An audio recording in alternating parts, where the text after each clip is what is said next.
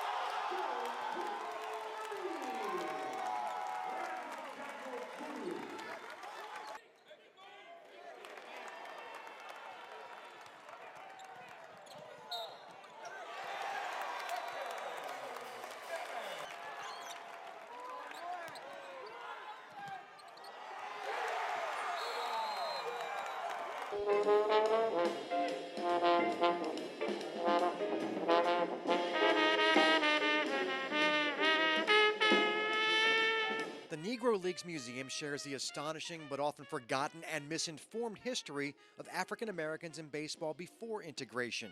The realities of the time, along with the tales of greatness, make the most compelling of visits. Bob Kendrick is the president and astounding storyteller of the museum. Now, the centerpiece is the Field of Dreams, 10 of the greatest players bronzed on their own diamond, managed by the great Kansas City Monarch, Buck O'Neil. No one has done more to promote what this museum is about, and if you're going to point to someone who was singly responsible for the building of this museum, it would be Buck O'Neil. And that's not, others have had a great hand in helping us get to where we are today, but it would not have happened without Buck O'Neil, which is why I call this the house that Buck built. But here's where our story gets good. You won't let me play with you, then I just create a league of my own.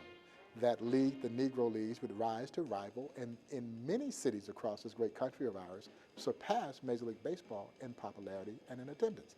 And when you stop to think about that, that is the American way. Telling the full tale of baseball in America has to include a pair of franchises from Baltimore. The 1929 Baltimore Black Sox were outstanding, would have faced the Kansas City Monarchs in the Negro Leagues World Series, but because of the Great Depression, there was no series that year. The Baltimore Elite Giants, though, left a more lasting impact. Obviously, Orioles win it, and you get a ticker-tape parade. What happened when the Elite Giants in 1949 won? Well, it was celebrated. It was celebrated, maybe not to the level in which we see it now with the huge ticker-tape parades and that kind of thing, but the city of Baltimore certainly turned out, the Baltimore press and the African-American community really celebrated. Mainstream, not quite as much. Celebrating the hidden, sometimes horrible, but mostly joyful and prideful history of the Negro Leagues. That's the real baseball gem in Kansas City.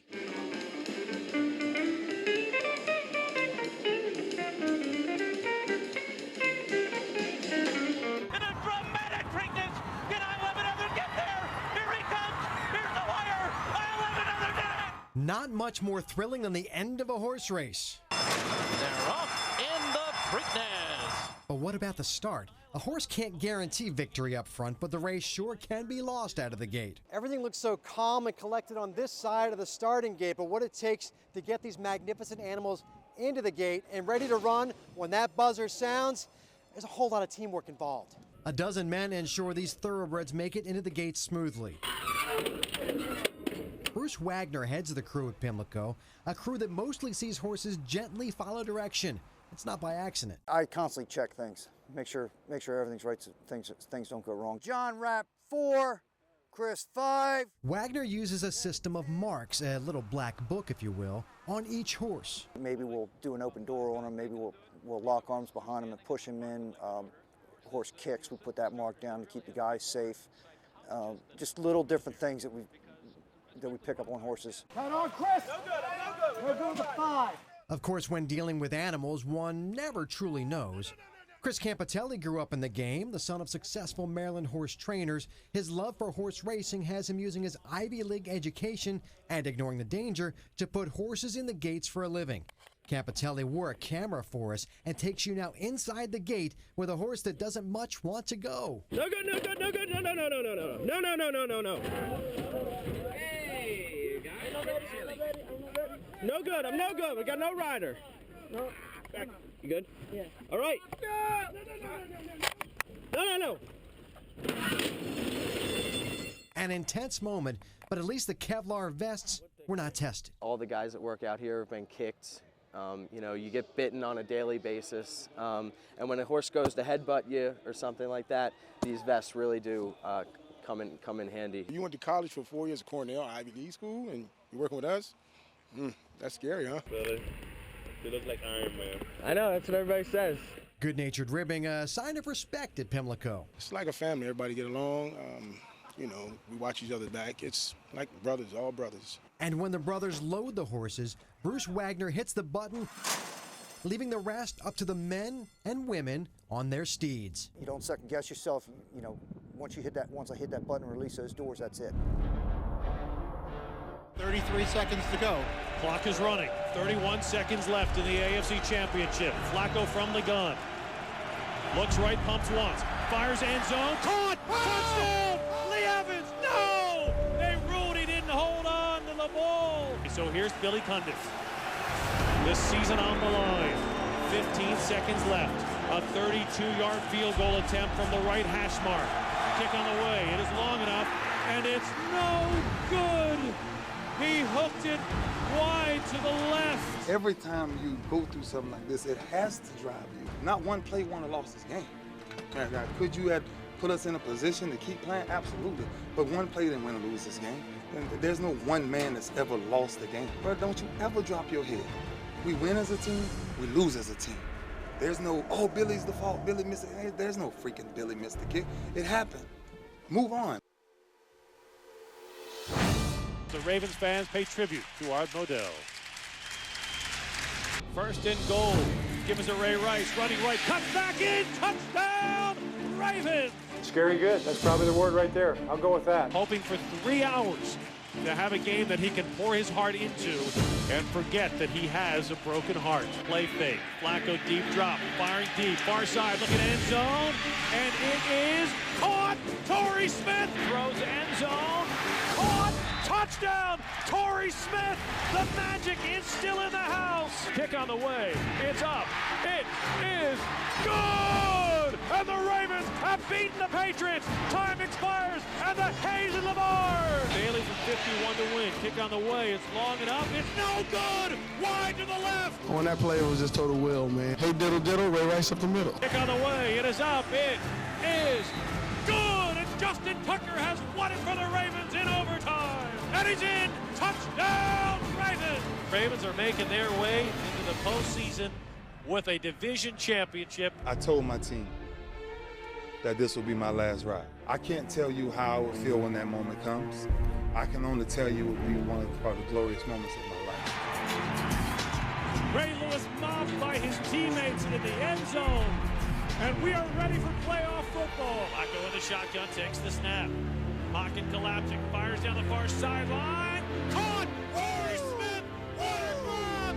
Touchdown Ravens! Sensational catch! Flacco steps up, throws deep, far sideline. Jacoby Jones has it at the 20.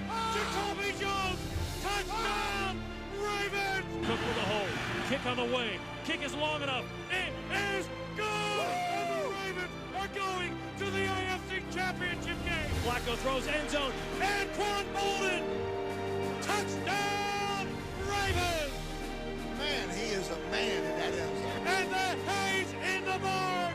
And the Ravens are going to the Super Bowl! End zone touchdown! Ravens! Dennis Pitta on the receiving end. Kaepernick lob to the end zone. Incomplete, and the Hayes in the barn. The Baltimore Ravens are Super Bowl champions. This team was destined to go on and win a Super Bowl.